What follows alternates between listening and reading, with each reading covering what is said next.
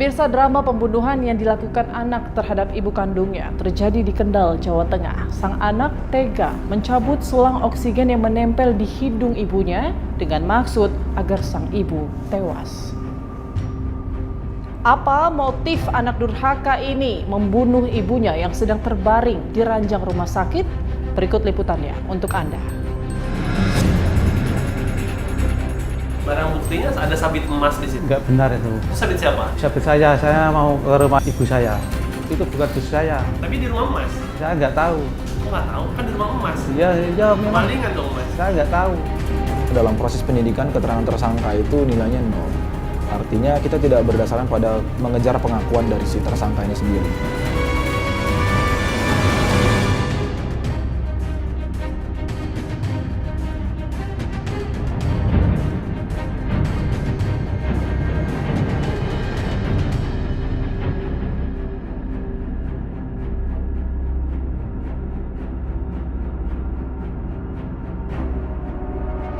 Kelakuan tak terpuji dilakukan oleh pria satu ini.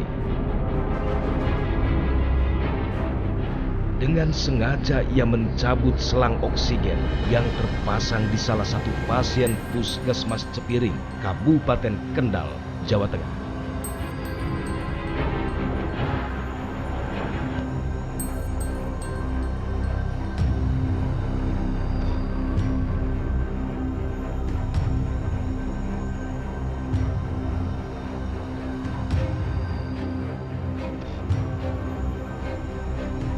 Akibat kelakuan pria ini, sang pasien akhirnya meninggal dunia.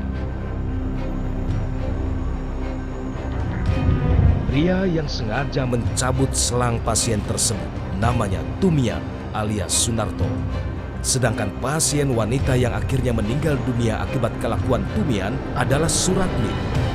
Sungguh keterlaluan, Suratmi ternyata ibu kandung Tumian alias Sunarto. Kami sudah dilengkapi dengan surat perintah. 5 bulan berlalu, polisi yang mendalami kasus ini akhirnya meringkus Tumian alias Sunarto di tempat tinggalnya di Desa Korowelang Anyar, Kecamatan Cepiring, Kabupaten Kendal, Jawa Tengah. Kita lakukan penangkapan di kediaman atau di rumahnya si tersangka Sunarto alias Tumian. Pada saat itu pelaku sedang beristirahat karena kita ke rumahnya si pelaku ini sudah malam hari. Pada saat itu pelaku sedang istirahat, kita ambil dari rumahnya, kita bawa ke Polres untuk kita lakukan penyidikan sebagai tersangka. Rupanya, Tumian sengaja mencabut selang oksigen sang ibu karena ia tak mau sandiwaranya selama 5 bulan ini terbongkar.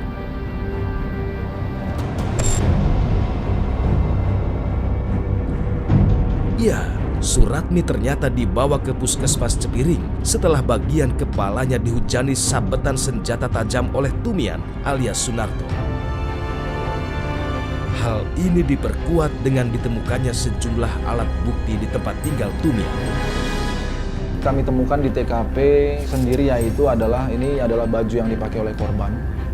Ini baju jarik yang dipakai oleh Ibu Suratmi pada saat kejadian ini kami sita setelah kita lakukan otopsi. Dan juga di lokasi TKP persisnya di Desa Korowelang Anyar kami juga menyita satu bilah sabit yang ini juga diakuin oleh dan juga beberapa keterangan saksi sesuai bahwa ini adalah yang sehari-hari dipergunakan oleh saudara Sunarto alias Tumian yang merupakan pelaku dalam kasus ini. Yang menjadi barang bukti kunci kami adalah baju warna biru lengan pendek yang ada corak tulisan Pingi di sininya. Baju ini kami amankan dari rumah pelaku yang berada sekitar 500 meter dari tempat kejadian perkara di Desa Korowelang Anyar, Kecamatan Cepiring, Kendal. Baju ini waktu itu disembunyikan oleh pelaku di tumpukan-tumpukan pakaian kotor yang juga sudah direndam. Jadi pada saat itu baju ini sudah terendam posisinya.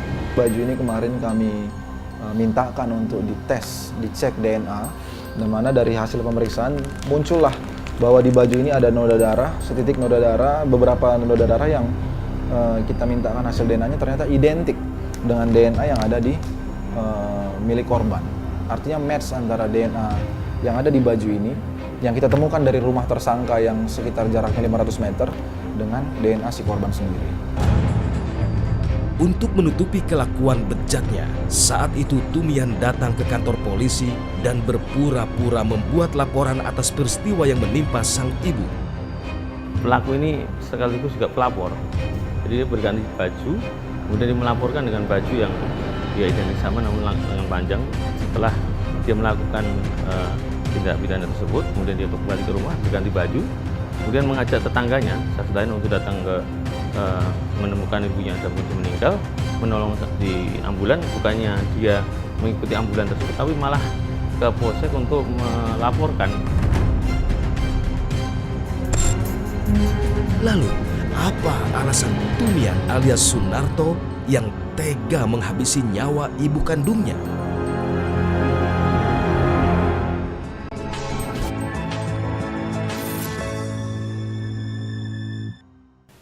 Korban Suratmi dilarikan ke puskesmas lantaran kepalanya dihujani sabetan senjata tajam. Saat itu, dalam aksinya, Tumian alias Sunarto yang tak lain adalah anak kandung korban masuk ke dalam rumah lewat pintu belakang. Barang buktinya ada sabit emas di situ. Enggak benar itu. Itu sabit siapa? Sabit saya mau ke rumah ibu saya. Itu bukan bus saya. Tapi di rumah emas. Saya nggak tahu. Kok nggak tahu? Kan di rumah emas. Ya memang Kemalingan dong mas. saya nggak tahu. Dalam proses penyidikan, keterangan tersangka itu nilainya 0. Artinya kita tidak berdasarkan pada mengejar pengakuan dari si tersangka ini sendiri.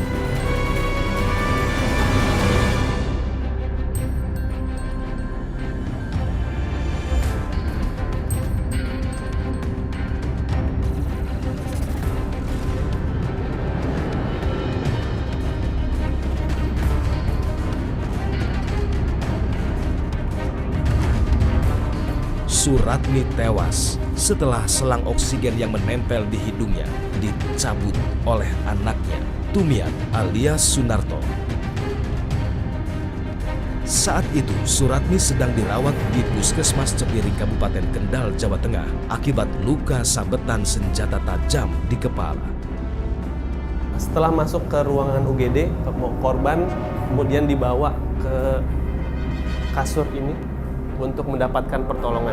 Namun 15 menit kemudian anak yang juga diduga sebagai pelaku datang dan mencabut selang oksigen dari korban.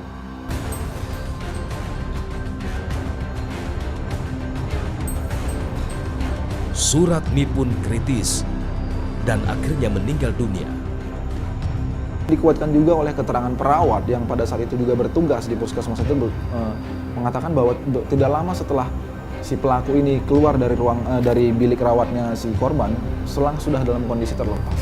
Karena kemampuan puskesmas untuk memberikan pertolongan mungkin kurang, akhirnya dirujuklah ke rumah sakit umum, menunggu ambulans datang. Pada saat ambulans datang juga yang berada di dalam mobil itu hanya dari si pelaku, korban dengan supir dari ambulans ini, seperti itu. Akhirnya meninggal dalam perjalanan dari Cepiring menuju ke Kecamatan Kendal. Menurut keterangan salah satu warga, peristiwa penganiayaan yang dilakukan oleh Tumian kepada sang ibu terjadi pada 19 Desember 2021 lalu. Saat itu, Tumian alias Sunarto terlihat masuk lewat pintu belakang rumah ibunya. Kurang lebih jam 6 saya mau ke sawah. Kebetulan di rumah Pak Suratmi itu ada namanya Sunarto. Nah, terus saya tanya, kok ke situ? Ya, saya mau membanjarkan bibit padi mau tanam. Saya melihat si Sunarto itu pakai kaos lengan pendek warna biru. Terus celana pendek warna abu-abu. Dan di saat itulah diperkirakan penganiayaan terjadi. 1 jam kemudian, Suratmi pun ditemukan dalam kondisi kritis dengan 3 luka bacok di kepala. Bercak darah awalnya di sini. Ya, di sini. Kemudian kita telusuri masuk ke dalam. Masuk ke dalam. Dari sini kita telusuri ke dalam. dari ini kan masih ada bekasnya. Ini darah. Jadi dari keterangan ini di sini ya. Tuh, kemudian menurut keterangan dari masyarakat kita temukan korban di ruangan tengah ini ya. Ini kan ada tempat tidur korban. Kita temukan korban di bawah sebelah kasur ini. Jadi posisinya sudah di lantai. Untuk tempat eksekusinya ada di ruangan ini, ruang belakang. Ya, karena waktu kita olah TKP itu untuk darah itu adanya dalam bentuk cipratan. Iya, darah ada di ini. Mungkin masih kelihatan. Ini kursi-kursi ini kursi di sini. Di sini masih ada bekasnya. Kemudian di sini juga masih ada cipratan darah sedikit. Kalau dari hasil keterangan yang berhasil dikumpulkan ke kepolisian, jadi saat itu korban sedang apa? Kemudian Nah, korban itu sedang pulang dari membeli makan. Dia sedang makan karena yang waktu kita temukan di atas kasur itu makanan yang belum habis. Ya, jadi dia baru beli makan, terus mungkin sedang makan, mungkin masih sedang makan belum selesai, terus mungkin langsung si pelaku ini langsung mengeksekusi.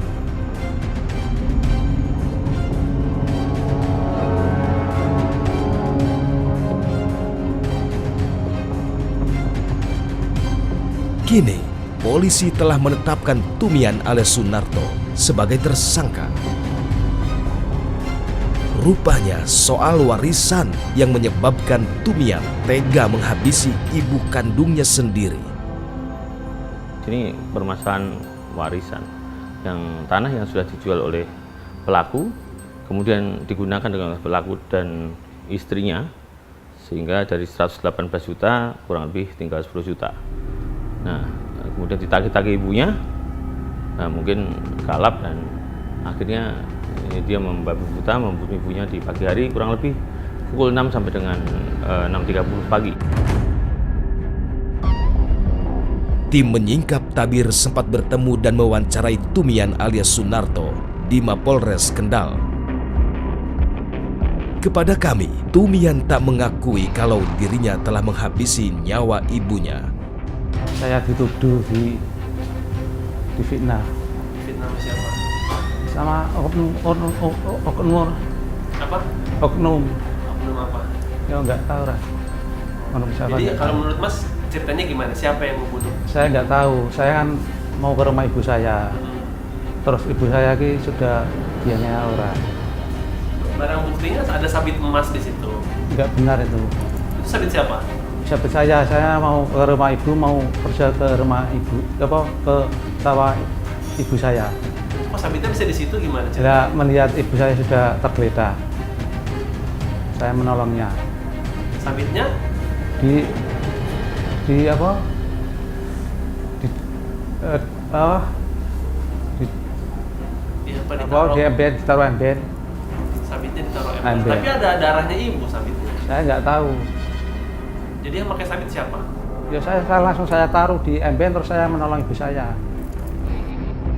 Meski sejumlah bukti sudah menguatkan keterlibatan dirinya, namun tersangka satu ini bersikeras tidak mengakui perbuatannya.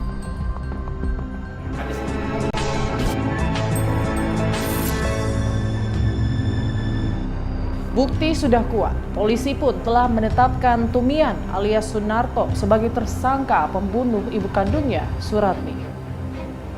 Dasar kepala batu, hingga saat ini Tumian alias Sunarto tak pernah mengakui perbuatannya itu. Barang buktinya ada sabit emas di situ. Nggak benar itu. Itu sabit siapa? Siapa saya mau ke rumah ibu saya. Itu bukan bus saya. Tapi di rumah emas. Saya nggak tahu. Kok nggak tahu? Kan di rumah emas. Iya memang. Kemalingan dong Mas. Saya nggak tahu. Dalam proses penyidikan keterangan tersangka itu nilainya 0. Artinya kita tidak berdasarkan pada mengejar pengakuan dari si tersangka ini sendiri.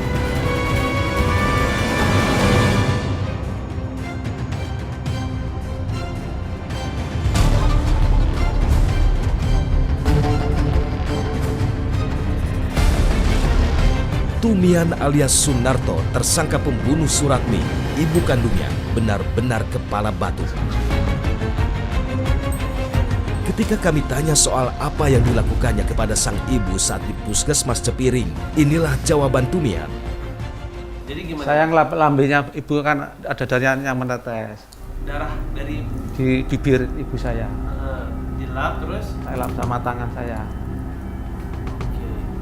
Jadi gitu ya. Iya. Soalnya setelah Mas datang jenguk ibu, ternyata habis itu selangnya copot. Enggak, Jadi yang nyopot selang siapa Mas? enggak copot. Iya, nggak habis Mas jenguk, nggak Iya, lama. iya. Pas dicek oleh suster selangnya copot. Enggak, Habis itu ibu meninggal. enggak benar itu. Jadi bukan Mas yang nyopot. Bukan. Yang nyopot terus selang oksigen itu yang perawat itu.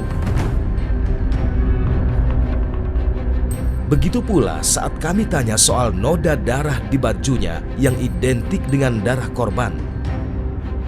Saya nggak tahu itu bukan Baju? itu bukan baju saya. Tapi di rumah Mas. Saya nggak tahu. Kok nggak tahu? Kan di rumah Mas. Iya memang. Kemalingan dong Mas. Saya nggak tahu. Nggak tahu itu baju Mas apa nggak tahu? Itu bukan baju saya. Oh yang baju biru bukan baju Mas. Iya. Baju siapa jadinya? Saya nggak tahu. Tapi ada di rumah Mas. Ya, tapi saya nggak tahu itu bukan baju saya.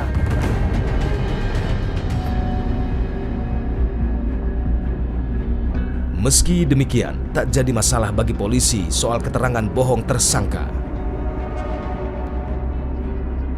Jadi hingga saat ini si pelaku masih tidak mengakui, bahkan dengan terangnya barang bukti yang sudah kami paparkan, si pelaku sendiri tidak mengakui. Namun tidak masalah, karena dalam proses penyidikan keterangan tersangka itu nilainya 0. Artinya kita tidak berdasarkan pada mengejar pengakuan dari si tersangka ini sendiri. Dengan adanya barang bukti yang sudah nyata ini di depan mata, yang juga kita terangkan dalam alat bukti kita, cukup untuk kita menjerat Tumian dengan Tumian alias Sunarto dengan pasal 340 yang mana merupakan pembunuhan berencana. Kini, Tumian alias Sunarto harus mempertanggungjawabkan perbuatannya di hadapan hukum.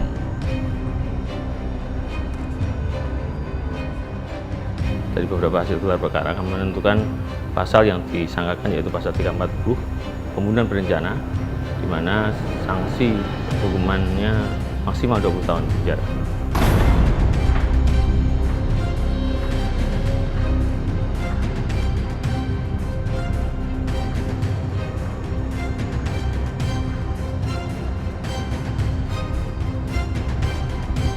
Di rumah inilah selama ini Suratmi, ibu kandung tersangka, tinggal.